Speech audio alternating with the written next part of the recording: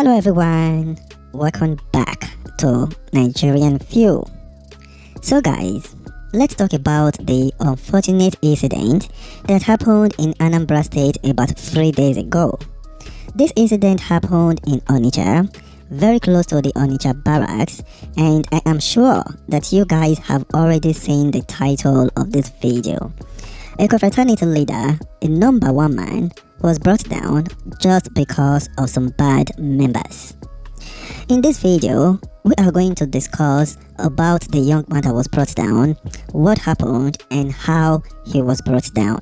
But before I go into the explanation, I quickly want to give a disclaimer that what I am about to explain is not about the confraternity group itself, because I have been told several times that this can happen in different confraternities, maybe in different ways. I normally don't discuss about internal confraternity clashes. Whenever you see me post a thing like this, just know that someone has been brought down. This is the reason I post things like this. So before I go into the video, I also want to remind you guys that Black Ass and Supreme Vikings confraternity have clashed again in South Africa, in Durban to be precise, and someone was brought down yesterday.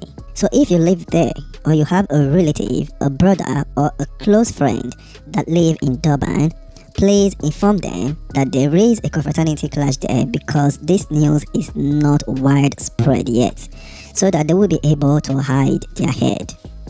So with that out of the way, let's dive into today's video. So this incident happened in Anambra State in Onitsha, close to the Onitsha barracks about 3 days ago, where some Vikings members were relaxing. It is said that in that gathering, everyone in the gathering were Vikings members that practice in that particular place, so it was like a meeting. So while they were in the meeting, the young man who is the number one man of Vikings in that particular place was also there with them, and they were just having discussions. So it is said that another young man who is very stubborn and his friends were also at the meeting, and remember, everyone there are members of Vikings. So while they were there, all of a sudden, the young man and his friends, they said these people are very stubborn. They attacked the number one man of Vikings. They attacked their leader in an effort to overthrow him, because it is said that there is a way that they do it.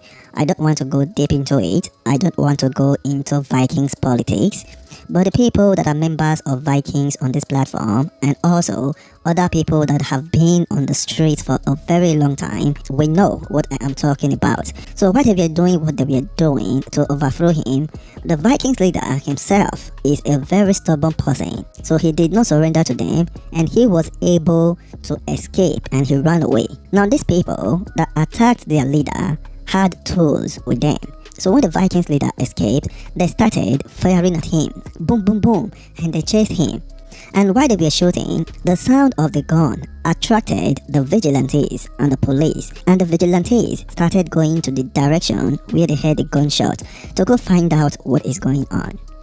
So while the vigilantes were going to that direction, the leader of the Vikings was running away from the people that were chasing him. So unfortunately, the vigilantes saw the leader of Vikings running, and they assumed that the young man, the leader of Vikings, was the one shooting. They thought he was the perpetrator, and what they did was that they fired at him on his leg. Boom, boom, boom. And before you know what was happening, the young man fell to the ground, but he was still good, he was still alive. So when the vigilantes approached him, other members of Vikings, the good ones, quickly rushed to the location too, and they told the vigilantes that this young man is the good guy, that there are other people chasing the young man with tools. So they said they had to take this young man to the hospital, because by this time he was already losing a lot of blood. They fired at him on his leg. Now this is what I don't understand. It was the vigilantes that fired at him. The vigilantes should also be the people that should have taken him to the hospital. So this is how you know that Nigeria is really fucked up. So his friends, which are also Vikings members, quickly take this young man, put him in a van, and try to rush to the hospital. Unfortunately, on their way to the hospital, the young man gave up and he went down right there inside the car.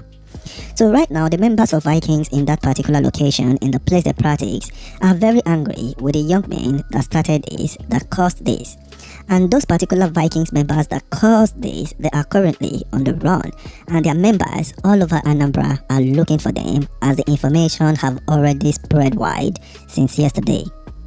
Now, the reason I am making this video is that sometimes it is very difficult to think that as a confraternity member, you have to watch your back for the enemies, which are your rivals, and you also have to watch your back for your own members, especially if you are the leader. Now, I ask myself, what is the use of being the leader if you can't even trust your own members? But because it should be that everyone should be protecting the leader, in my opinion.